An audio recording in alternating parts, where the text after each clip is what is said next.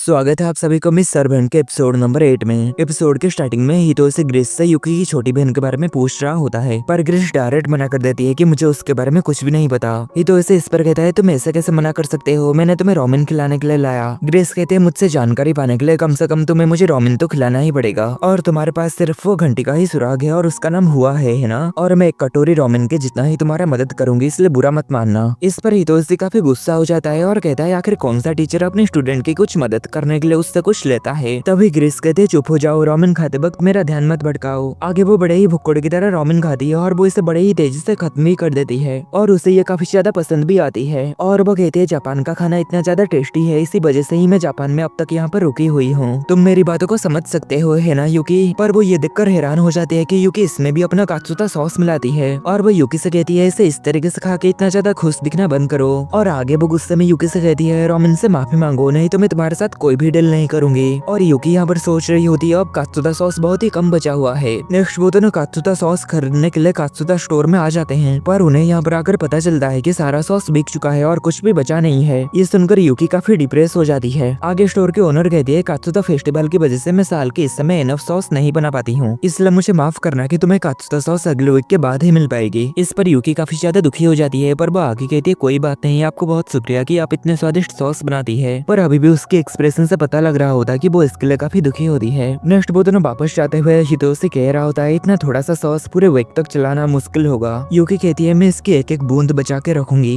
आगे हितोशी उसे खुश करने के लिए कहता है अगर तुम अपनी छोटी बहन से वापस मिल पाती हो तो तुम मुझसे क्या बात करोगी। यूकी कहती है मेरी बचपन की यादें धुंधली है, इसलिए मुझे मेरी छोटी बहन की चेहरा भी अच्छे से याद नहीं है, और मुझे मेरे मॉम डैड के साथ कुछ पल ही याद है। इससे पहले कि मुझे पता चले कि क्या हो रहा है मैं बिल्कुल अकेली हो गई थी, लेकिन मुझे ये घंटी याद है मेरी मॉम ने हम दोनों को इसमें से एक दिए थे। मैंने सोचा कि अगर मैं इसे थामे रहूं तो मेरी छोटी बहन मुझे ढूंढ लेगी, पर पिछले 10 सालों में ऐसा कुछ भी नहीं हुआ, और इसका अलावा मैं सच में उससे मिलने से डरती हूँ। हो सकता है कि मेरी छोटी बहन मुझसे नाराज हो। हितोशी इस पर कहता है कहीं मैं इस बारे में ग्रेस से मदद मांग के कोई गलती तो नहीं की। यूकी कहती है बिल्कुल नहीं, भले ही हम ना मिले पर मैं ये जानकर खुश होंगी कि मेरी छोटी बहन सेफ है। तभी उन दोनों के सामने हितोशी के दोनों दोस्त आ जाते हैं। एक का नाम होता है कुरोकावा टाइगा और दूसरे का नाम होता है यामाशिटा कोबाची। टाइगा यूकी से कहता है मुझे काफी हैरानी हुई कि तुम्हारी एक छोटी बहन भी है, मुझे यकीन है कि वो भी तुम्हारी तरह काफी ज्यादा क्यूट होगी। तभी हितोशी कहता है आखिर तुम दोनों यहाँ पर क्या कर रहे हो। हमें यहाँ पर पता लगता है टाइगा नास्का नाम का एक सिंगर का काफी बड़ा फैन है, इसलिए वो आज यहाँ पर नास्का का एक नया एल्बम लेने के लिए आया था। और आगे हम देखते हैं वो नास्का का ऑटोग्राफ पाके काफी खुश होता है जो कि वो लॉटरी में जीता था। हितोशी कहता है क्या नास्का वही सिंगर है जो कि कात्सुता फेस्टिवल में अटेंड करने वाली है। टाइगा इस पर कहता है हाँ। आगे कोबाची उन दोनों से कहता है तुम दोनों काफी क्लोज हो, क्या ये अजीब नहीं है तुम्हारे इतने सारे रिश्तेदार अचानक से आ गए। हितोशी कहता है नहीं, ये बस सिर्फ एक कोइंसिडेंट है। आगे कोबाची कहता है और इस वजह से हम तुम्हारे फ्रेंड्स तुमसे दूर हो गए हैं। तभी टाइगा कहता है चलो भी कोबाची सब ठीक है, ज्यादा जेलस मत हो।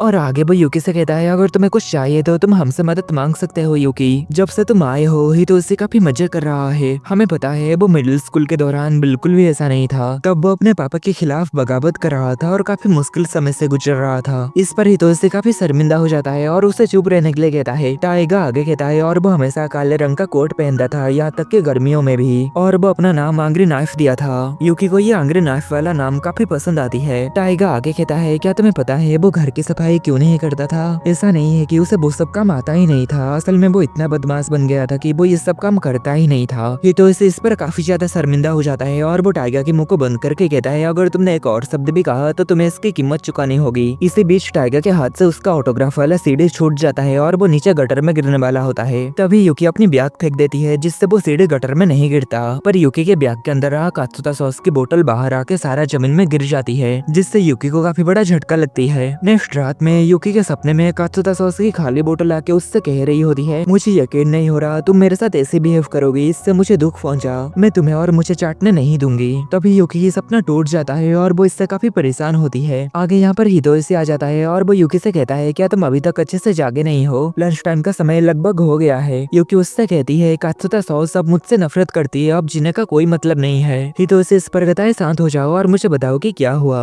नेक्स्ट यूकी अपने सपने के बारे में हितोशी को बता देती है। हितोशी इस पर कहता है ज्यादा चिंता मत करो, तुम अगले वीक से जितना चाहो उतना खरीद सकती हो। यूकी कहती है हाँ, लेकिन यही सिर्फ एक सपना नहीं थी जो मैं देखी थी। हितोशी इस पर हैरान होता है और कहता है तो क्या तुम्हें और भी बुरे सपने आते हैं। नेक्स्ट हम रात का सीन देखते हैं। यूकी को यहाँ पर बुरा सपना आ रही होती है। नेक्स्ट हम अगले दिन रात का सीन देखते हैं यूकी को यहाँ पर अभी भी बुरा सपना आ रही होती है। दिन तीसरे दिन भी यूकी को बुरा सपना आ रही होती है और वो जाग जाती है। दिन वो हितोशी के पास जाकर कहती है क्या तुम मेरे बगल में सो सकते हो। हितोशी उसे डिप्रेस में देखकर काफी हैरान होता है। आगे यूकी कहती है मुझे सोने से डर लगता है। हितोशी कहता है मैं अभी सो नहीं सकता क्योंकि कल मेरा एग्जाम है, पर जब तक तुम्हें नींद नहीं लग रहा है तब तक हम बात कर सकते हैं। यूकी इस पर मान जाती है और यहीं हितोशी के रूम में ही बैठी रहती है। आगे वो हितोशी से कहती है आप बहुत ही दयालु है और आपके आसपास के लोग आपके ख्याल रखते हैं और आप सभी के साथ बहुत ही अच्छे से घुल मिल भी जाते हैं। तभी हितोशी कहता है अचानक तुम ये सब क्या कह रहे हो। आगे यूकी कहती है कि आप कभी किसी के लिए नफरत महसूस किए हैं। हितोशी इस पर कहता है एक पर्सन है जिसके लिए मैं ये फीलिंग महसूस करता हूँ, पर मैं ये नहीं कह सकता कि ये नफरत है या फिर कुछ और वो पर्सन मेरे डैड हैं। यूकी ये जानकर काफी हैरान होती है। आगे हितोशी कहता है ऐसा नहीं है कि मैं उनसे बहुत ही ज्यादा नफरत करता हूँ, पर पास्ट में ऐसी बहुत सी चीजें हुई जिसकी वजह से मैं उनसे दूरी बनाए रखता हूँ। यह एक ऐसी चीज है जो कि फैमिली के साथ आती है। यूकी इस पर अपनी पास्ट की बात को सोचती है जब उसकी छोटी बहन उससे कही थी कि मुझे तुमसे नफरत है। आगे यूकी हितोशी से कहती है अब मुझे अपने कमरे में जाना चाहिए ताकि तुम्हें तुम्हारे पढ़ाई में परेशानी ना हो। दिन ऐसा कहकर वो यहाँ से चली जाती है। नेक्स्ट टाइम देखते हैं यूकी फिर से सपना देख रही होती है। कात्सुता सॉस की बोतल उससे कह रही होती है क्या तुम्हें पता है ये सब तुम्हारी गलती है, तुमने मुझे ठीक वैसे ही फेंक दिए जैसे कि तुमने अपने बहन को फेंक दिए थे। तुम सिर्फ लोगों को मारना जानती हो और इसलिए हर कोई तुमसे नफरत करते हैं। यूकी कहती है ऐसा नहीं है, मैं अपनी पूरी कोशिश कर रही हूँ नॉर्मल बनने की। वो सॉस का बोतल कहता है तुम अभी भी हितोशी और दूसरे लोगों के लिए परेशानी खड़ी कर रहे हो। वहाँ देखो वो सच में तुम्हारे साथ रहना नहीं चाहते हैं। जो कुछ भी हुआ है वो सब तुम्हारी गलती है। नेक्स्ट हम यूकी के बचपन का सीन देखते हैं। उसकी असली नाम मारिया होती है। उसकी यहाँ पर इंटरव्यू हो रहा होता है। हमें यहाँ पर पता चलता है उसके पास काफी सारे स्किल्स होते हैं, जैसे कि वो 15 लैंग्वेज जानती है। उसकी ऑब्जर्वेशन स्किल बहुत ही अच्छी है और उसकी याददाश्त भी बहुत ही अच्छी है और उसकी एथलेटिक एबिलिटी एक बच्चे से कहीं ज्यादा थी। इन्हीं सभी स्किल्स की वजह से वो स्पॉटलाइट में थी, लेकिन उसे उसके टैलेंट और अटेंशन के ऊपर ज्यादा इंटरेस्ट नहीं थी। उसकी नजर सिर्फ एक चीज के ऊपर थी, वो अपने प्यारे मॉम डैड के चेहरे के ऊपर खुशियां देखते रहना चाहते थे। नेक्स्ट हमें यूकी के बर्थडे का सीन दिखाया जाता है और हम यहाँ पर उसकी छोटी बहन को भी देखते हैं। उसकी बर्थडे के दिन ही कोई उसके घर के बाहर आकर कॉलिंग बेल मारता है और उसके मॉम डैड बाहर कौन आया है देखने के लिए जाने लगते हैं और यूकी यहाँ पर काफी घबरा जाती है और अपने मॉम डैड को पुकारने लगती है, पर उसके मॉम डैड उसकी बात को नहीं सुनते और कहीं चले जाते हैं और यूकी यहाँ पर रोने लगती है और कहती है ये सब मेरी गलती है, मुझे माफ कर दो।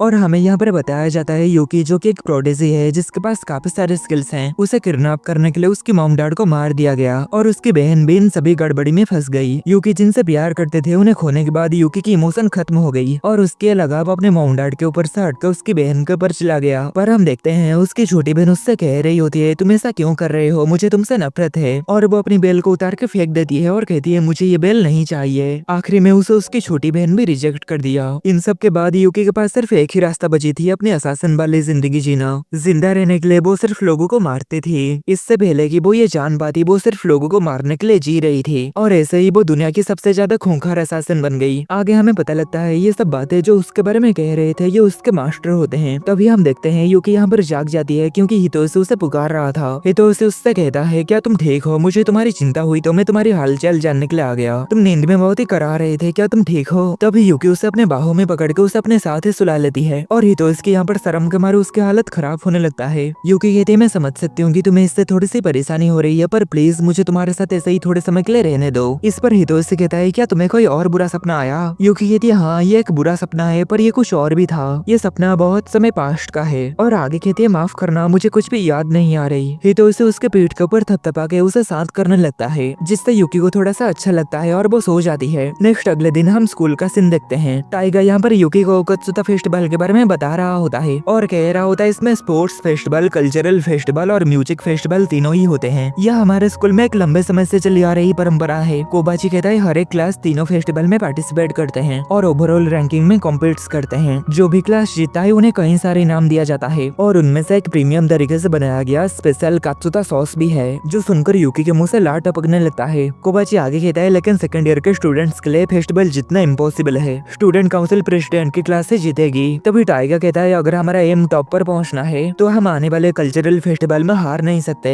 कोबाची कहता है और हमें अपने ग्रेड भी बेहतर रखने होंगे। यूकी इस बात को समझ नहीं पाती। हितोशी इस पर कहता है हमें इसके लिए अपने एग्जाम में अच्छा करना पड़ेगा, तुम्हारा एग्जाम कैसा गया। यूकी इस पर कहती है मैं पास हो गई। हितोशी कहता है तुम्हारे स्कोर के ऊपर ये निर्भर करता है कि तुम कत्सुता फेस्टिवल में पार्टिसिपेट कर सकती हो या नहीं। क्लास की एवरेज स्कोर कत्सुता फेस्टिवल की ओवरऑल रैंकिंग में कंट्रीब्यूट करता है। हमारा क्लास का एवरेज लगभग 60% है, इसलिए अगर तुम्हारा स्कोर 37 से कम आता तो तुम पार्टिसिपेट करने के लिए एलिजिबल नहीं हो पाते। जाते। यूकी ये जानने के बाद अपनी मार्क्स को देखकर काफी दुखी हो जाती है और कहती है मैं तो एवरेज से नीचे हूँ, तो मुझे क्या करना चाहिए। हितोशी उससे कहता है तुम इतने भी पीछे नहीं हो, तुम अभी भी पार्टिसिपेट कर सकती हो। टाइगा कहता है जिनके स्कोर कम है उन्हें ज्यादा मेहनत करनी पड़ेगी। यूकी इस पर कहती है मैं तैयार हूँ और भी ज्यादा मेहनत करने के लिए। और हम देखते हैं उन सभी की बातों को हिकागी भी सुन रही होती है। नेक्स्ट हम यहाँ पर देखते हैं यूकी यहाँ पर ग्रेस से कात्सुता ब्रेड पाने के बाद काफी खुश होती है। ग्रेस कहती है इसकी सप्लाई बहुत ही कम है, इसलिए मुझे इसे लाने में काफी मुश्किल हुई, इसलिए अगर तुम मुझे थोड़ा सा थैंक यू कह दोगे तो तुम मर नहीं जाओगे, है ना। यूकी इस पर उसे थैंक यू कह देती है। ये सुनकर ग्रेस थोड़ी सी हैरान हो जाती है और सोचती है क्या ये भूल गई है कि कुछ समय पहले ही मैं ही तो इसको बंदी बनाया था, या फिर वो मुझे किसी खतरे के रूप में नहीं देखती। आगे ग्रेस कहती है अगर हमारा काम हो गया है तो जल्दी करो, यहाँ से चले जाओ, अगर मैं इस तरीके के काम करते हुए पकड़ा गया तो मैं मुश्किल में पड़ जाऊंगी। ये तो उससे कहता है बस भी करो, ये कोई ब्लैक मार्केट ट्रेड नहीं है। ग्रेस कहते हैं खैर चले भी जाओ, मुझे जिम क्लास से पहले इन मार्क्सशीट में स्कोर भी देना है। और यूकी यहाँ पर हितोशी से पूछती है कात्सुता फेस्टिवल में हमारे क्लास को जीतने के लिए कितने स्कोर करने होंगे।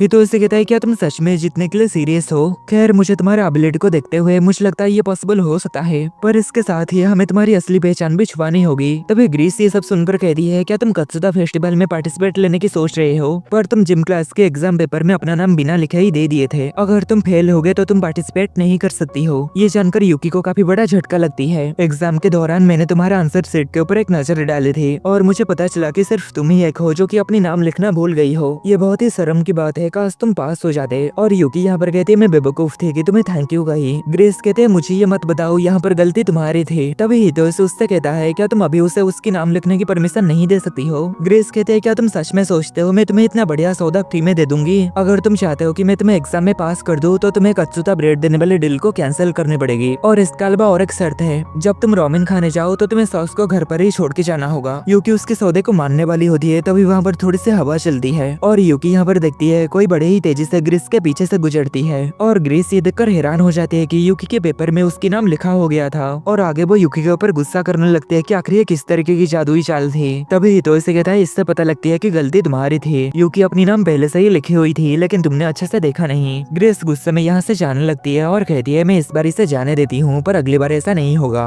उसके जाने के बाद हितोशी पूछता है तो तुमने ये कैसे किया। हम यहाँ पर देखते हैं हिकागी ये सब की थी और वो यहाँ पर कह रही थी मुझे खुशी है कि मैं यूकी के लिए कुछ कर पाई। तभी यूकी उसके पास आ जाती है और कहती है हाँ तुम बहुत मददगार थे, तुम्हारा शुक्रिया। पर हिकागी यहाँ पर यूकी को देखकर काफी शर्मा जाती है। तभी हितोशी यहाँ पर आकर कहता है तुम हिकागी हो, है ना। हिकागी यहाँ पर काफी ज्यादा शर्मा रही होती है और कहती है मेरी नाम है नाका हिकागी। और आगे कहती है मुझे पता है कि हम कल्चरल फेस्टिवल कैसे जीत सकते हैं। ये सुनकर ये दोनों काफी हैरान होते हैं और इतने में ये एपिसोड खत्म हो जाता है।